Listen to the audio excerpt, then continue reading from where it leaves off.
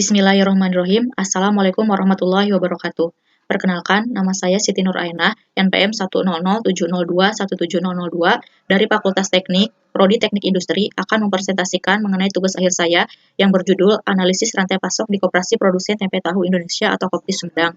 Pembimbing 1, Dr. Rahmat CH, IRMeng IPU. Pembimbing 2, Hirawati Umar, DR AMT. Adapun topik pembahasan pada penelitian ini, yang pertama latar belakang, yang kedua perumusan masalah dan tujuan, yang ketiga metode penelitian, yang keempat pengumpulan dan pengolahan data, dan yang kelima kesimpulan. Latar belakang. Koperasi Produsen Tempe Tahu Indonesia atau Kopti Kabupaten Sumedang merupakan koperasi penyalur bahan baku, yaitu berupa kacang kedelai. Anggota Kopti Sumedang yaitu pedagang pasar, pengrajin tempe tahu, pabrik tahu, dan pedagang asongan di kendaraan. Koperasi Produsen Tempe Tahu Indonesia terbentuk dan berdiri yang dilatar belakangi oleh adanya berbagai kesulitan yang dihadapi oleh para pengusaha atau pengrajin tahu dan tempe, terutama kesulitan untuk mendapatkan bahan baku produksi, yaitu kacang kedelai yang terkadang tidak menentu, sehingga situasi dan kondisi yang demikian tidak menutup kemungkinan dapat mengganggu kelangsungan produksi. Untuk itu, pengrajin tempe dan tahu yang berada di Kabupaten Sumedang sepakat untuk membentuk suatu wadah atau organisasi guna untuk mempermudah mendapatkan bahan baku kacang kedelai. Organisasi tersebut dinamai Kopti, yaitu Koperasi Produsen Tempe Tahu Indonesia yang berada di Kabupaten Sumedang. Perumusan masalah terdiri dari 2 poin. Yang pertama, bagaimana rantai pasok Kopti Sumedang yang berlangsung saat ini. Yang kedua, bagaimana aliran barang, aliran keuangan, dan aliran informasi yang terjadi di Kopti Sumedang. Adapun untuk tujuan, yang pertama, mengidentifikasi rantai pasok kacang kedelai di Kopti Sumedang. Yang kedua, mengetahui aliran barang, aliran keuangan, dan aliran informasi di Kopti Sumedang. Metodologi penelitian. Jenis penelitian yang dilakukan yaitu penelitian deskriptif, karena penelitian ini mendeskripsikan fenomena atau permasalahan yang terjadi di Kopti Sumedang. Adapun untuk identifikasi rantai pasok kacang kedelai di Kopti Sumedang, yaitu terdiri dari supplier, produsen, distributor, pengecer, dan konsumen akhir. Rantai pasok merupakan proses kegiatan yang saling berkaitan untuk membentuk suatu rantai nilai yang berlangsung dari hulu sampai hilir. Komponen atau pihak yang terlibat pada rantai pasok di Kopti ini secara langsung maupun tidak langsung yaitu supplier yang berperan PT Mitra Agri Jakarta sebagai supplier lokal. Adapun untuk supplier import yaitu Gudang Alam Sari Kedelai yang berperan juga sebagai distributor kacang kedelai yang berada di Kabupaten Sumedang. Gudang Alam Sari Kedelai mendistribusikan barang ke Kopti Sumedang dan Kopti Sumedang mendistribusikan lagi bahan baku kepada anggota Kopti. Adapun anggota Kopti mendistribusikan lagi kepada para pengecer yaitu pedagang pasar, pengrajin tempe tahu, dan pabrik tahu. Pedagang pasar mendistribusikan kacang kedelai ke penjual sayur, sedangkan pengrajin tempe tahu mendistribusikan kacang kedelai ke rumah makan, dan pabrik tahu mendistribusikan kacang kedelai ke pedagang keliling dan pedagang asongan di kendaraan.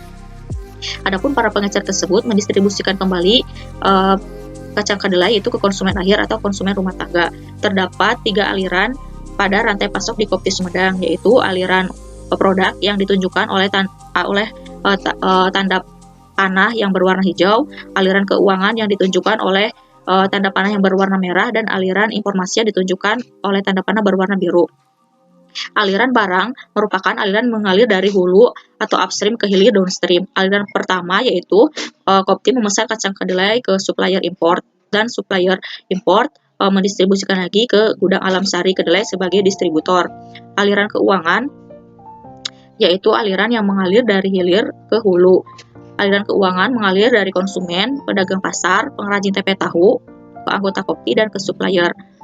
Aliran keuangan pertama, pedagang pasar membeli kedelai ke anggota Kopti dengan harga rata-rata 6.200 per kilo dan menjual ke pedagang sayur dengan harga rata-rata 7.000 per kilo. Aliran keuangan kedua yaitu pengrajin tempe tahu membeli kedelai ke anggota Kopti dengan harga rata-rata 6.000 per kilo dan menjual lagi ke konsumen dengan rata-rata 7.000 per kilo. Aliran keuangan yang ketiga yaitu pabrik tahu membeli kedelai ke anggota Kopti dengan harga rata-rata 6.000 per kilo. Kemudian pabrik tahu mengolah kacang kedelai menjadi produk jadi, yaitu berupa tahu yang didistribusikan kepada pedagang keliling rumahan dan pedagang asongan kendaraan dan dijual kembali kepada konsumen dengan harga yang bervariatif tergantung konsumen yang akan membeli tahu tersebut. Kemudian aliran informasi pada rantai pasok di Kopti ini merupakan aliran yang mengalir dari 2 arah, yaitu dari hulu ke hilir dan dari hilir ke hulu. Informasi yang harus diberikan yaitu mengenai harga, ketersediaan bahan baku, dan jumlah pembelian. Untuk kesimpulan, terdiri dari 2 poin. Yang pertama, rantai pasok kacang kedelai di Kopti Sumedang terdiri dari supplier import, produsen, distributor, pengecer, dan konsumen akhir. Kacang kedelai Kopti Sumedang diperoleh dari distributor Gudang Alam Sari Kedelai melalui proses pemesanan. Gudang Alam Sari Kedelai mendapatkan bahan baku dari supplier import PT Mitra Agri yang ada di Jakarta.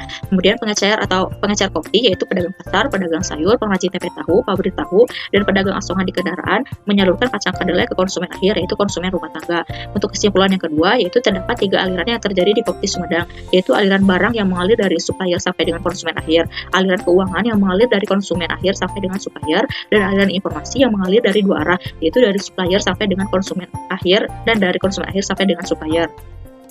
Terima kasih. Sekian presentasi dari saya. Mohon maaf apabila banyak kesalahan dan terima kasih untuk segala perhatian. Assalamualaikum warahmatullahi wabarakatuh.